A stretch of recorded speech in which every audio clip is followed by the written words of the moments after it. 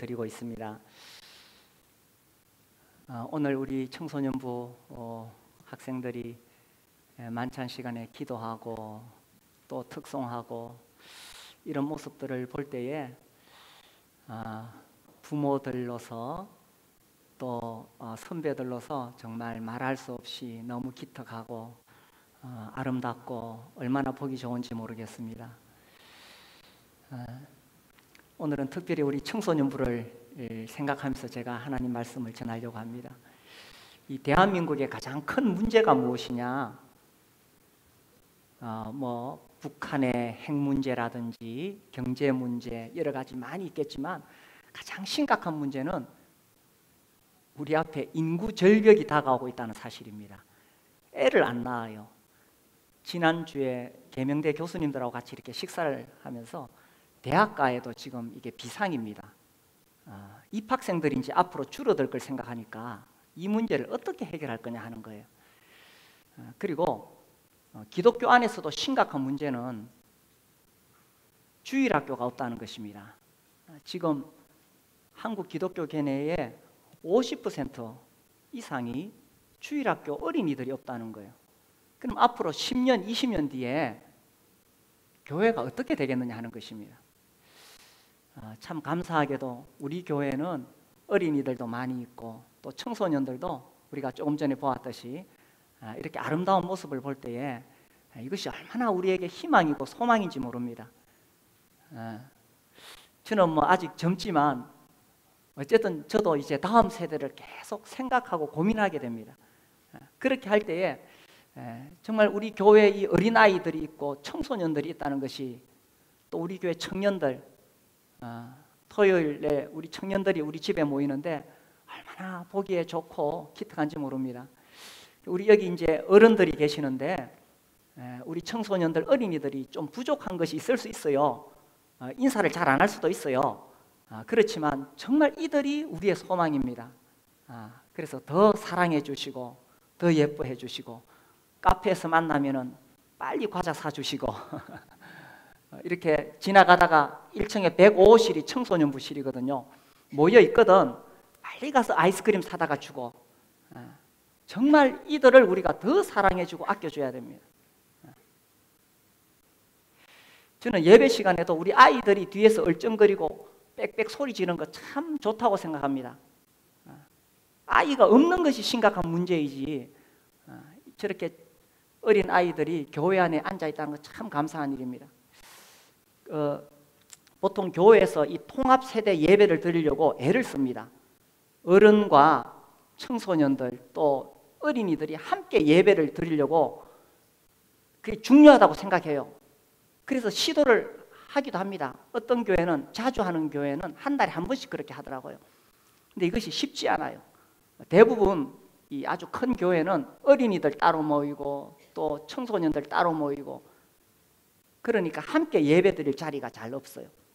우리는 처음부터 그렇게 해왔는데 그래서 우리 어린이들요 요즘은 이제 우리 어린이들이 좀 많이 참석을 안 하는데 어린이들 청소년들이 이 설교 시간 잘 이해 못하고 어려울 것 같지만 그래도 이 자리에 앉아 있는 게 굉장히 중요한 겁니다. 그래서 이들이 다 이해 못할지라도 하나님 말씀을 들으면서 사실 청소년 정도 되면 또 다 이해가 됩니다. 이렇게 하면서 우리의 신앙이 자녀들에게 물려지는 거예요. 성경에 아주 아름다운 표현이 있죠. 하나님, 누구의 하나님이십니까? 아브라함의 하나님, 이삭의 하나님, 야곱의 하나님. 하나님은 단지 아브라함의 하나님만이 아니라 아들의 하나님이고 손자의 하나님이십니다.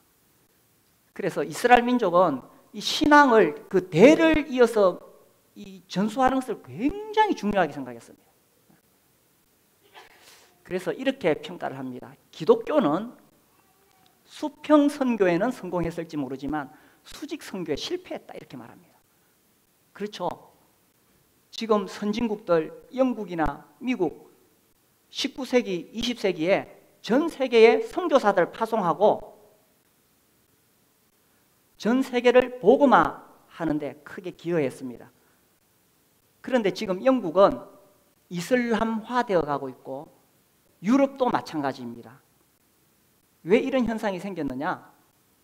다른 나라의 선교사들은 파송했는데 정작 자기 자녀들을 신앙 안에서 키우지 못했는 거예요.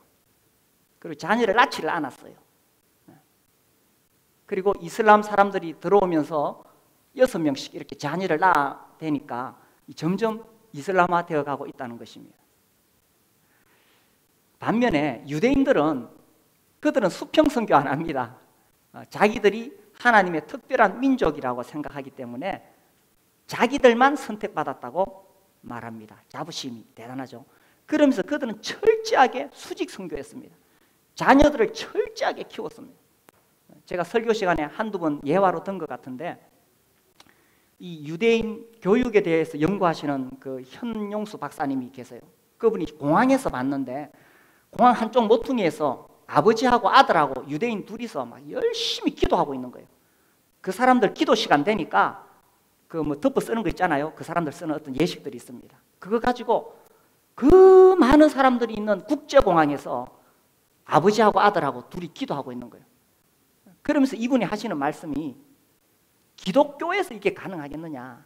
아버지가 아들 데리고 가서 공항 한쪽에서 우리 기도하자. 이러하면 과연 아들이 아버지하고 같이 기도하겠느냐? 유대인들은 그렇게 한다는 거예요. 그래서 이 유대인들은 그 신앙을 그대로 전수받았고 그들이 로마에 의해서 AD 70년 멸망하고 전 세계로 흩어졌죠. 그렇지만 하나님을 믿는 신앙이 그대로 자녀들에게 전수가 되어졌다는 것입니다. 우리의 신앙을 자녀들에게 물려주는 것은 전쟁입니다. 교회적으로나 가정적으로 우리가 정말 어떻게 우리 자녀들이 믿음 안에서 자라갈 수 있을까? 근데 사실 어떤 면에서 우리의 관심은 그것보다는 어떻게 하면 더 성적이 잘 나올까? 인류대학 갈 수 있을까? 사실 여기에 관심이 더 많다는 것입니다. 그런데 아무리 세상적으로 성공해도 주님을 떠나면 실패한 거죠. 그래서 많은 부모들이 착각합니다. 지금은 공부할 때고 나중에 대학 들어가면 신앙생활 잘 안 하겠느냐. 제가 수많은 사례를 봤는데 그런 경우가 거의 없습니다. 청소년 시기에 제대로 신앙 교회에서 못 배운 청소년들 대학 가면 다 떠나갑니다. 심지어 교회 안에서 자란 청소년들마저도 대학 가면 떠나갑니다. 그래서 우리가 교회 안에 있는 우리 청소년들을 더 사랑하고 귀하게 여기고 그렇게 해야 된다는 거죠. 우리 수요일 날 수요 예배 또 기도 드립니다. 그때 우리가 정말 거의 매주 잊지 않고 우리 자녀들을 위해서 기도합니다. 여기 우리 청소년들 있죠? 여러분 위해서 기도합니다. 여러분들이 정말 신앙 안에서 잘 자라가도록 거의 매주 기도합니다. 누가 기도해도 기도합니다. 또 우리가 매월 셋째 주에는 교회에서 어머니 기도회를 합니다. 그래서 어머니들이 모여서 유초등부 자녀들, 청소년 자녀들, 또 청년 자녀들 가진 어머니들이 모여서 자녀들을 위해 기도합니다. 그래서 이 자녀들이 정말 신앙 안에서 자라가기를 바라는 거죠.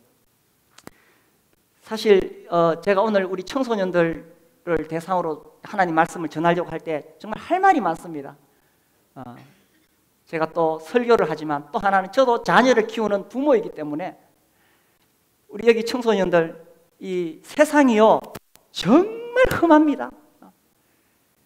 이 인생 살아보면 이 세상이 얼마나 험한지 모릅니다. 그래서 여러분들에게 정말 할 말이 너무 많은 거예요. 지금 이제 이 사회에 나가기 전에 준비하는 기간이죠. 그래서 여러분이 책을 더 많이 읽기를 바라고 또 인격적으로 그렇게 잘 자라가기를 바라고 어쨌든 이 청소년기, 청년기에 중요한 것, 준비해야 될 것이 실력과 인격과 영성을 갖추는 거지요. 세상이 얼마나 참 이 유혹이 많고 어려운 시대인지 모릅니다. 지난 5월 달에 우리 전국에 이 목회자들, 장로들 모이는 수련회가 있었어요. 김제의 청소년 수련원에 모였었는데 이제 식당에 들어가면은 이제 줄을 쭉 서죠. 밥을 먹으려고 줄을 서는데 뭐 늘 뭐 옆에 있는 분들하고 이야기하기 바빠서 뭐 오랜만에 만나니까 서로 막 이야기하기 바쁜데 그날따라 제가 이렇게 줄을 섰는데 뭐 이렇게 옆에 같이 교제할 분이 없었어요. 근데 이제 식당 입구에 큰 전광판이 있는데 그전에는 잘 몰랐어요. 전광판이 있는데 막 만화가 나오고 글자가 흘러가요. 그게 저게 뭔가? 그게 청소년 수련원이거든요. 거기 보니까 뭐가 나오냐면 여러분 혹시 그거 봤어요? 집중력을 높이고 살을 뺀다 이런 약이 있대요. 혹시 봤어요? 이게 SNS를 통해서 막 급속하게 전파되고 있어요.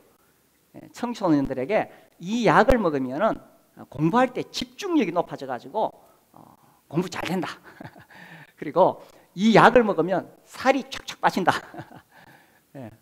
그 무슨 광고인가 이렇게 보니까 그런 광고에 현혹되지 말라는 거예요. 그런 약이 대부분 다 마약이라는 거예요. 그래서 이 청소년 수련원에 그런 것을 교육하고 홍보할 정도라면 이것이 우리나라의 심각한 문제가 되고 있다는 거겠죠. 이런 세상에 지금 여러분이 살고 있는 것을 볼 때에 어른들 입장에서는 얼마나 여러분들에게 할 말이 많은지 모릅니다. 그래서 어떻게 지금 청소년기를 준비하고 또 어떻게 자라서 어떻게 또 결혼을 하고 결혼을 하더라도 정말 믿음 안에서 남자와 여자가 결혼하고 이런 건 할 말이 많습니다. 그래서 오늘 제가 그런 말을 많이 하다 보면은 시간이 끝이 없겠죠. 대신에 또 우리 청소년들도 할 말이 많을 거예요. 제가 지난주에 그 유진 피터슨이 쓴 거룩한 10대, 거북한 10대 하는 책을 2번을 읽었습니다. 거기 보니까 우리 청소년들이 하는 말들을 쭉 적어놨어요. 우리 스크린에 한번 보여주실래요? 아유, 글자가 좀 작네요. 조금 더 크게 해줄 수 있으면 좋겠습니다. 여기 보면 이제 12가지 단원으로 되어 있는데 그 중에서 8가지만 제가 뽑아왔어요. 여기 이제 예를 들자면은 오늘 저녁에 차를 써도 됩니까? 이런 질문이 있는데 뭐 우리나라 청소년들은 그런 부탁을 안 하니까 그것은 뺐어요. 그래서 8가지 이렇게 나오는데 보입니까 우리 청소년들? 1번이 뭡니까? 이게 이제 우리 청소년들의 요구입니다. 우리 부모님들 한번 잘 보세요. 2번은 나 교회 안 갈래요. 3번은 강요하지 마세요. 우리 청소년들이 요구하는 겁니다. 4번 어른들은 이해 못해요. 5번 왜 날 항상 못 믿으시는 거예요. 6번 읽읍시다. 시작. 엄마 아빠는 위선자예요. 아이고 이런 소리 들으면 가슴이 뜨끔하겠죠. 7번 내가 뭘 하고 싶은지 모르겠어요. 자, 우리 청소년들 8번 읽읍시다. 시작. 나보고 이래라 저래라 하지 마세요. 우리 청소년들 마음에 이런 생각들이 오고 있다는 것입니다. 그래서 우리 학부모님들도 우리 부모님들도 자녀들을 키우면서 우리 아이들 마음속에 한 번씩 저런 요구를 할 때가 있구나 좀 그렇게 이해하실 수 있는 시간이 되었으면 좋겠습니다. 자, 우리 청소년들 저 8가지 중에서 지금 자기 마음을 가장 잘 표현하고 있는 게 몇 번인 것 같아요? 엄마 눈치 때문에 말하기가 곤란하죠. 자기 마음을 잘 표현하고 있는 게 혹시 8번. 나보고 이래라 저래라 하지 마세요. 여기 쭉 나오는 내용을 보면 대체적으로 이 청소년들이 부모의 통제를 받지 않고 좀 내가 뭔가 하고 싶은 게 있는데 그렇게 하고 싶다는 표현입니다. 대체적으로. 근데 그 중에서 8번은 조금 내용이 다릅니다. 이 8번을 좀 나중에 설명했으면 좋겠는데 이 유진 피터슨이 이 책을 쓰면서 대부분 다 청소년들을 이해하는 입장을 말하고 있어요. 1번 내 마음대로 옷 좀 입게 내버려 두세요. 이 굉장히 좋은 징조예요. 그동안에는 청소년들이 어린이였을 때는 엄마가 아빠가 시키는 대로 다 했습니다. 그런데 이제는 자기도 자기 생각이 있다는 거예요. 이 굉장히 좋은 욕구입니다. 2번 나 교회 안 갈래요. 야, 이런 이야기 하면은 엄마 아빠가 뜨끔하겠죠. 근데 이게 굉장히 좋은 징조입니다. 이제 우리 청소년들이 하나님 앞에서 자기 신앙을 생각해 보겠다는 거예요. 그래서 초등학교 때까지는 엄마 손에 끌려서 갔지만은 이제는 나도 한번 생각을 해보겠습니다, 이런 겁니다. 그런데 이제 우리 청소년들에게 하고 싶은 이야기는 여러분이 교회에 안 나오면서 교회에 대해서 알 수 있는 길이 없다는 것입니다. 나 그래도 어렸을 때는 주일학교 다녔어요. 그런데 그 기간은 여러분이 어렸을 때 체험한 것이고, 진짜 여러분의 그 정체성이 확립되어져 가는 청소년기에 교회를 나와 봐야 이 교회가 어떤 곳인지 실제로 파악을 할 수 있다는 거예요. 아무튼 이런 생각이 드는 것은 이제 여러분이 자기의 신앙을 가지게 될 때가 되었다는 아주 좋은 징조예요. 3번, 강요하지 마세요. 이 권위의 문제거든요. 그렇죠. 이제 여러분이 이 정체성이 생기기 때문에 아주 좋은 징조입니다. 4번, 어른들은 이해 못해요. 다 그런 내용이죠, 그죠? 이렇게 쭉 나옵니다. 근데 8번에 대해서는 유진 피터슨이 아주 강하게 이야기합니다. 이건 안 된다. 이 8번의 내용은 앞에하고는 조금 성격이 달라요. 여기서 뭘 이야기하느냐 하면, 청소년기에게는 어떤 영성이 튀어지는 기간이다라고 이야기합니다. 그래서 어떤 초월적인 존재, 영적인 어떤 무엇을 체험하고 싶어하는 시기라는 것입니다. 이걸 그렇게 표현을 해요. 그 책은 안 나오는데, 그 책은 한 13년 전에 쓰여졌는데, 저는 이걸 딱 보면서 우리 오늘날 우리 청소년들에게 있어서 정말 이 영성을 표현할 수 있는 것이 무엇일까 생각해 봤을 때 그 아이돌이에요. 아이돌이 무슨 뜻이에요? 그래서 뭔가 이 사람에게는 뭔가를 숭배하고 싶은 마음이 있습니다. 그런 욕구가 있습니다. 그래서 어떤 사람들은 절에 가서 불상 앞에 빌고, 또 어떤 사람들은 뭐 하여튼 자기 나름대로의 어떤 그런 영적인 것을 추구하는 게 있었어요. 사람마다 다 자기의 뭔가를 숭배하는 대상이 있다는 거예요. 어떤 사람은 축구를 숭배해요. 요즘 유럽에는 축구를 숭배하더라고요. 그 사람들은 주일 오전에 동네 리그하고, 오후에는 또 다른 큰 도시에 경기하는 거 구경하고, 그러니까 그 영국의 이 19세기, 20세기에 정말 전 세계를 복음화시켰던, 선교했던 그 나라가 지금은 주일날 축구를 숭배하는 거예요. 무엇인가를 숭배하게 돼 있어요. 그래서 이 청소년들도 뭔가를 숭배하고 싶은 거예요. 뭘 숭배하느냐? 오늘날 이 걸그룹을 숭배합니다. 또 이 이야기 듣고 우리 청소년들 충격받을라.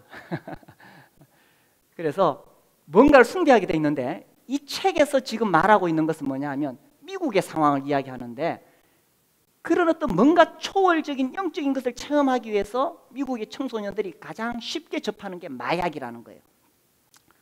아직 우리나라에는 그만큼 심각하지 않죠? 혹시 학교에 마약하는 친구들 있어요? 뭐 술 마시는 친구들은 있나요? 담배를 피우는 친구들이 있나요? 근데 마약은 아직 안 들어왔죠. 근데 지금 이미 우리나라에 마약이 들어오고 있습니다. 지금 많이 가까이 와 있고, 좀 있으면 우리 청소년들에게도 올 수 있습니다.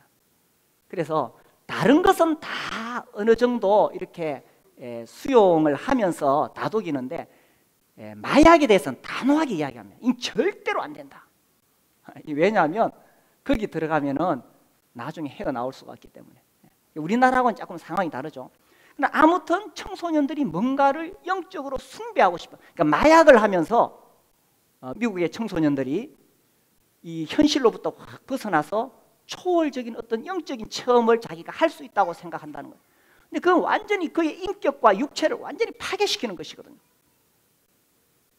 우리나라에 그것은 들어오지 않았지만 우리 청소년들도 뭔가를 숭배하고 싶은 마음이 있다는 것입니다. 무엇을 숭배하느냐 하는 거예요. 어른들은 뭘 숭배합니까? 대체로 우리 학생들이 이야기하네요. 돈을 숭배한답니다. 어떤 사람은 일을 숭배합니다. 일 중독. 어떤 사람은 돈을 숭배하고, 어떤 사람은 명예를 숭배하고, 대부분 다 자아를 숭배하죠. 자기 자아. 그런데 구원을 받는다는 것은 이제 나를 숭배하는 것이 아니라 이 자아가 꺾이는 겁니다. 하나님 앞에 꺾이고 예수님을 주인으로 섬기는 거죠. 이게 구원입니다. 그래서 우리 청소년들이 이러한 요구를 하는 것은 아주 자연스러운 것입니다. 그런데 이제 여러분이 이런 과정 속에서 지금 여러분이 완성된 형태가 아니에요. 이제 막 정체성이 형성되는 매우 중요한 시기예요. 이런 것들을 갈등을 하세요. 갈등을 하면서 여기서 여러분이 아름답게 성장해 가면 성인이 되었을 때에 정말 훌륭한 사람이 되는 거예요. 그리고 또 우리 부모님들도 우리 자녀들이 이런 갈등을 하고 있다는 것을 생각하시면서 이 부모의 가치관, 부모의 세계관으로 강요할 수 있는 것이 아니라는 것입니다. 저도 이것을 한번 늦게 배웠어요. 제가 좀 더 일찍 이런 것들을 배웠다면 더 좋았을 것인데, 더 우리 자녀들을 더 이해해주고 더 받아주고 더 용납해 줬을 것인데 제가 잘 몰랐어요. 저는 그냥 잠언에 나온 대로 무조건 때리면 되는 줄 알았어요. 그런데 이게 시기별로 어렸을 때는 때리고 초등학교 때까지는, 그 다음에 이제 청소년기 들어가면 또 그에 맞게 양육해야 된다는 것을 너무 늦게 배웠어요. 오늘 설교 제목이 뭡니까? 좀 무슨 드라마 제목 같죠? 저도 그 드라마 한 두세 번 봤어요. 응답하라 1318. 13세에서 18세 우리 청소년들에게 제가 왜 이런 설교 제목을 했느냐? 오늘 우리가 성경 본문을 읽었죠? 무슨 내용입니까? 하나님께서 사무엘을 부르시는 내용입니다. 그래서 이제 이 하나님께서 사무엘을 부르시는 이야기를 하고 싶은데 우리 청소년들이 정말 이 쉽게 재미있게 잘 알아들어야 되는데 제가 좀 잘 설교를 못할 수 있어요. 저는 어른들 대상으로만 하다 보니까. 그래도 우리 청소년들 좀 잘 들어줄 거죠? 좀 잘 들어주세요. 여기 보니까 아이 사무엘이라고 되어 있어요. 3장 1절에 그죠? 아이 사무엘. 이 아이라는 단어가 저 뒤에 사무엘상 17장에 보면은 다윗이 골리앗을 치러 가는데 그때 소년, 같은 단어예요. 그래서 여기서 말하는 아이는 어린아이가 아닙니다. 유대 역사가인 요세푸스의 글에 보면 이 아이였을 때의 사무엘의 나이가 한 12세 정도 되었을 것이다. 우리나라로 치면은 이제 초등학교 6학년, 중학교 1학년이죠. 그래서 하나님께서 이 사무엘을 처음으로 부르시는 장면이거든요. 하나님께서 사무엘을 처음 부르실 때 그때 나이가 몇 살이냐? 성경에 명확하게는 안 나오지만 청소년기였다는 것입니다. 자, 하나님께서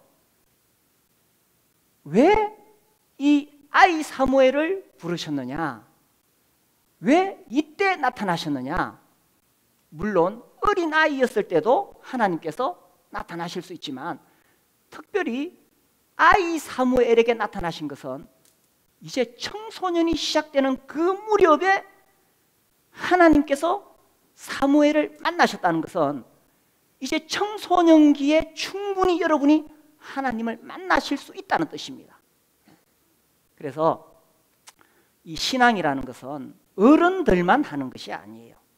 이제 여러분 청소년기에 정말 결정적으로 여러분의 인생에서 하나님을 만날 수 있는 그런 나이가 되었다는 것입니다. 그래서 하나님께서 사무엘을 부르셨는데 사무엘이 이해를 못했어요. 그 전에 하나님을 만나본 적이 없어요. 늘 엘리 제사장이 자기를 불렀거든. 그래서 엘리에게 쫓아갔어요. 또 보니까 또 부르셨어요. 또 엘리가 부르셨는가? 쫓아가니까 엘리가 아니라 그래요. 세 번째 또 하나님이 부르셨는데 또 엘리가 부르셨는가 해서 쫓아갔어요. 엘리가 내가 너를 부르지 않았다. 아마 하나님이 부르시는가 보다. 이렇게 이야기해요.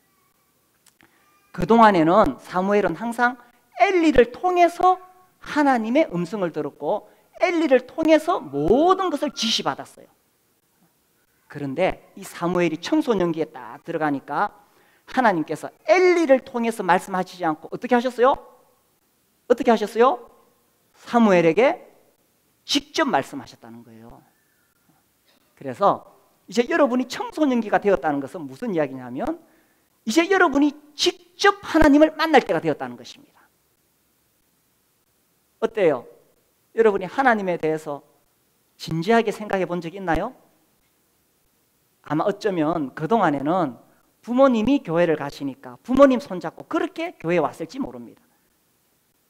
그러나 이제는 여러분이 직접 하나님을 만날 수 있는 시기가 되었다는 것입니다.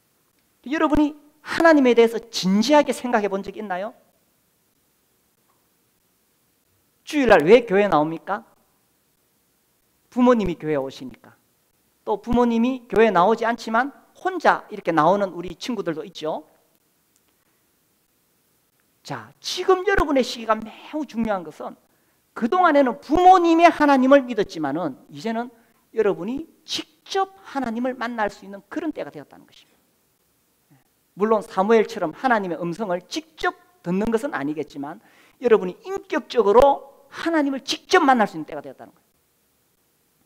나의 경우에는 그것이 고등학교 1학년이었어요.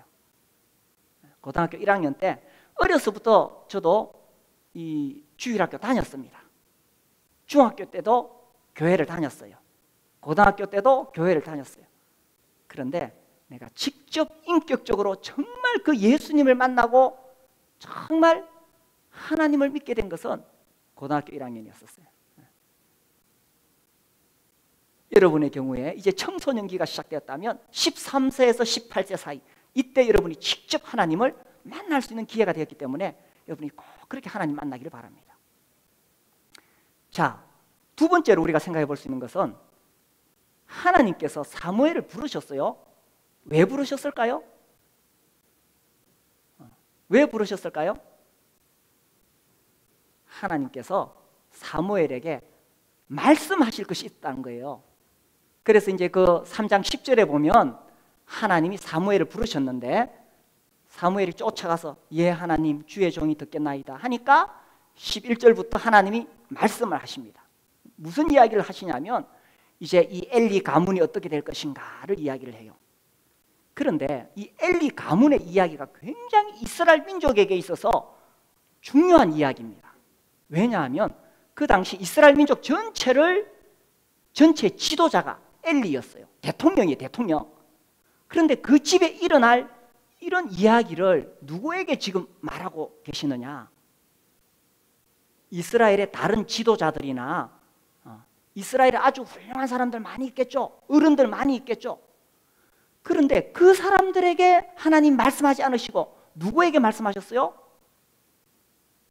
아이 사무엘에게, 청소년 사무엘에게 하나님이 말씀하셨다는 거예요.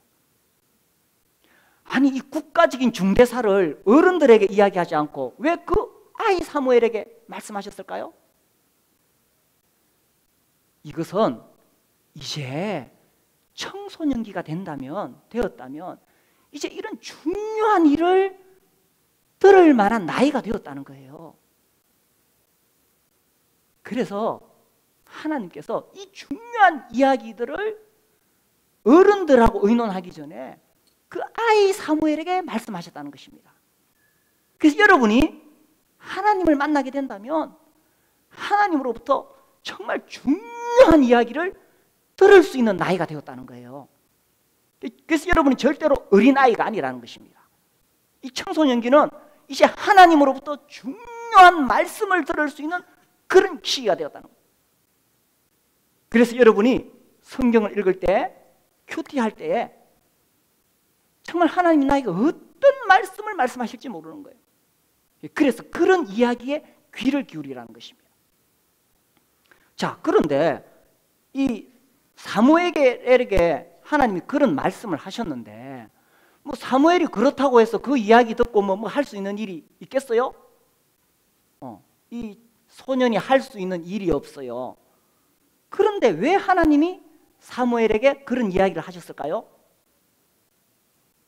이것은요, 이런 이야기들을 통해서 하나님께서 사무엘과 관계를 맺고 싶다 그런 거예요.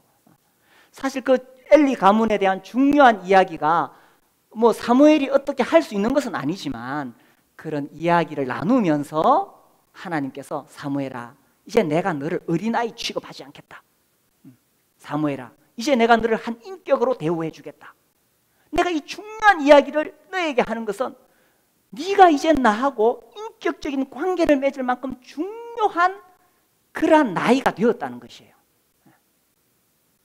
그래서 하나님께서 이 사무엘과 그런 관계를 맺고 싶어 했다는 것입니다. 관계라는 것은 매우 중요해요. 우리 인생에서 관계는 매우 중요하죠. 특히 우리 청소년들은 친구들과 좋은 관계를 맺어야 되겠죠. 여러분 친구들 많지만 특별히 교회 친구들하고 좋은 관계를 맺고, 또 이 학교 친구들도 진짜 평생 친구가 되려면은 그 친구도 예수님을 믿어야 평생 친구가 될 수가 있습니다. 또 친구들과의 관계뿐만 아니라 어른들과의 관계도 매우 중요해요. 아까 여기 보니까 어른들은 이해 못해요 그렇게 돼 있는데, 그럴 수 있죠. 여러분 보기에 어른들이 이해 못하는 것이 많이 있습니다. 그렇지만 여러분이 친구들하고만 계속 관계를 맺으면은 그 수준을 벗어나지 못하게 됩니다. 그런데 어른들하고 관계를 맺으면 어른들은 풍성한 경험을 통해서 여러분들에게 좋은 이야기들을 해줄 수 있어요. 우리 교회가 그렇게 될 수 있으면 좋겠어요. 그래서 우리 어른들이, 우리 청소년들이 마음대로 마음 놓고 찾아와서 자기 고민을 이야기할 수 있고, 또 그 비밀을 지켜주고. 제가 작년에 이 신문을 보니까 어떤 교회를 소개했습니다. 거기는 청소년들이 어른들보다 숫자가 더 많아요. 하여튼 수백 명 되는데, 제가 수치를 잘 기억 못 하겠는데, 거기는 교회 시스템이 이렇게 돼 있어요. 어른 한 사람이 청소년 한 사람과 1대1로 돼 있어요. 마치 천주교의 그 대부제도처럼. 그래서 교회 성인들이, 어른들이 자기 자녀 외에 교회 청소년들과 다 1대1로 돼 있어서 그 아이를 계속 케어해 주는 거예요. 평생 자랄 때까지 해주는 거예요. 그러니까 거기는 막 청소년들이 계속 몰려들어요. 그래서 제가 그걸 보고, 야, 이 참 아름다운 교회다. 정말 다음 세대를 준비하는 것이구나. 그래서 우리 교사들도 물론 그렇게 하고 있지만은 정말 우리 교회 모든 어른들이 우리 청소년들 더 관심을 가지고, 그죠? 아이들 보면은 더 이렇게 예뻐해 주시고, 예뻐해 주는 표현을 말로만 아니라 또 아이스크림도 사주시고. 그래서 우리 청소년들도 우리 교회 어른들과 자연스럽게 그렇게 친화가 되고, 이 관계가 매우 중요한 거예요. 친구들과의 관계, 어른들과의 관계 다 중요하지만 진짜 중요한 관계는 하나님과의 관계라는 것입니다. 그래서 하나님께서 이 사무엘을 만나고 싶어서 몇 번 부르셨어요. 처음에 3번 불렀는데 사무엘이 이해를 못했죠. 4번째 사무엘을 부르시니까 그제서 사무엘이 하나님 앞에 왔는 거예요. 그래서 이것은 하나님이 정말 계속 부르시는 거예요. 사무엘아. 못 알아들으니까 또 사무엘아. 못 알아들으니까 또 사무엘아. 3번 부르셨는데도 못 알아들었어요. 하나님이 또 부르셨어요. 이 무슨 말이냐면 하나님 정말 사무엘을 만나고 관계를 맺으시고 싶다는 거예요. 그래서 하나님이 지금 여러분과 정말 관계를 맺으시고 싶다는 거예요. 여러분이 귀를 기울이세요. 하나님이 나를 부르시는 그 음성을 듣고 하나님과 관계를 맺으시게 되기를 바랍니다. 1318, 여러분 시기에 충분히 개인적으로 인격적으로 하나님과 관계를 맺을 수 있는 나이가 되었다는 것입니다. 이제 부모님의 하나님이 아니라 나의 하나님이 될 수 있는 나이가 되었다는 거예요. 3번째로 우리가 살펴볼 수 있는 것은, 자, 그러면 하나님이 부르시면 어떻게 해야 되느냐? 사무엘이 어떻게 했나요? 10절에 보니까 주의 종이오니 듣겠나이다. 그래서 이제 관계가 맺어지게 되는 것입니다. 제가 이번에 그 책을 보면서 아주 재미있는 표현을 봤어요. 이 청소년기를 표현하면서 공중고개를 예를 들었어요. 에릭 에리슨이라는 이 심리학자가 이런 표현을 했습니다. 청소년기는 유년기에서 성인기로 넘어가는 과정이다. 이제 이 공중고개를 할 때에 이 보면은 특히 여자들이 그렇게 하죠. 이쪽에 사람의 손을 잡고 공중에 날아가다가 이쪽 손을 딱 놓죠. 놓으면 공중에서 붕 떠가지고 저쪽 상대방의 손을 딱 잡습니다. 그런데 우리가 그 광경을 볼 때에 이쪽 손을 잡고 있을 때 괜찮고 이쪽 손을 잡았을 때 괜찮은데 딱 나왔을 때는 공중에 붕 떠 있잖아요. 이 굉장히 불안한 시기입니다. 이 청소년기가 그렇다는 거예요. 그래서 이 아주 불안해 보인다는 것입니다. 그런데 지금 청소년기는 이쪽 손을 놓아야 돼요. 이쪽 손이 뭐냐? 엄마 손을 이야기해요. 엄마 손. 엄마 손을 놓아야 돼요. 그 다음 이쪽 손을, 누구 손을 잡아야 되겠어요? 아빠 손이 아니고 누구 손이에요? 하나님 손을 잡아야 되는 거예요. 하나님이 지금 나를 부르시는데 잡아야 되는 거예요. 근데 엄마들 입장에서 보면 이 손을 못 놓는 거예요. 이 손을 놓으면 우리 아이가 공중에 떨어질 것 같아요. 그래서 내가 막 이 손을 꽉 잡고 안 놓으려고 그러니까 아까 봤던 8가지 질문이 나오는 겁니다. 강요하지 마세요. 내 마음대로 옷 좀 입게 내버려 두세요. 이런 질문들이 나오는 거예요. 엄마가 이거 손 놓으면 우리 아이 떨어질 것 같지만 이 손 놔야 됩니다. 저도 이게 쉽지 않았어요. 내가 끝까지 손을 잡으려고 했어요. 그런데 그게 아니었다는 것을 이제 깨닫는 것입니다. 엄마가 손을 놔야 됩니다. 놔야 되고. 그래서 공중에 떠 있는데 지금 매우 불안해 보이는데 여러분이 빨리 하나님 손을 딱 잡아야 돼요. 이 타이밍을 놓치면 어떻게 되겠습니까? 자, 공중고기 하는 사람 이쪽에서 손을 놔야 되는데 손을 놔야 되는 적절한 타이밍을 놓치면은 이쪽을 못 잡아요. 그래서 어떤 현상이 생기냐면 나이가 들었는데 성인 아이들이 나와요. 나이는 들었는데 맨날 엄마 치막 자라 붙잡고 살아요. 심지어 결혼을 해도 엄마를 그리워하고 엄마 치마폭에서 벗어나지 못해요. 왜냐하면 엄마 손을 아직도 못 놨어요. 자기가 지금 성장해서 결혼해서 자녀를 키우는데도 엄마 손을 못 놓으면 성인 아이가 되는 거예요. 놔야 돼요. 엄마 손을 놓는다는 것은 엄마로부터 멀어진다는 뜻이 아니에요. 여전히 평생 엄마는 엄마로서 존중받고 사랑받아야 되지만 이제는 엄마 손에 의해서 움직이는 인생이 아니라는 거예요. 그래서 엄마도 손을 놓아야 되고 우리 청소년들도 손을 놓아야 되고, 그러나 공중에 계속 떠 있으면 안 돼요. 뭘 잡아야 되느냐? 하나님 손을 잡아야 돼요. 하나님 손을 못 잡으면 어떻게 되느냐? 공중에 붕 떠가지고 살아가는 거예요. 얼마나 불안한 인생인지 모릅니다. 그래서 여러분의 시기에 정말 적절한 타이밍, 이 타이밍을 놓치면 안 돼요. 그래서 하나님이 부르실 때에 잡아야 되는 거예요. 사무엘아, 사무엘아, 사무엘아. 3번 부르셨는데도 하나님이 중간에 포기하지 않으시고 사무엘이 응답할 때까지 하나님이 4번째 사무엘아 이렇게 부르셨는 거예요. 그래서 여러분이 하나님의 손을 잡으면서 하나님의 손 안에서 여러분의 정체성을 발견해 가기를 바라는 거예요. 하나님 안에서 정체성을 발견하지 못하면 여러분 내 엄마 손 잡고 인생을 부모 탓합니다. 내가 부모를 잘 만났으면 인생을 환경 탓을 합니다. 내가 좀 더 좋은 환경에 태어났으면 엄마 손을 못 놔서 그런 거예요. 이제 하나님 손을 잡고 하나님 안에서 감사하고 하나님 안에서 정체성을 발견하는 거예요. 세상적인 어떤 비교의식이나 열등감이 아니라 하나님 앞에서 내가 누구인가를 발견하게 되고 하나님 앞에서 내 인생을 살아가는 거예요. 그래서 우리 청소년들이 엄마의 손을 놓고 하나님의 손을 잡고 정말 아름답게 자라가는 그런 청소년들이 되기를 바랍니다. 우리 함께 일어나서 기도하겠습니다.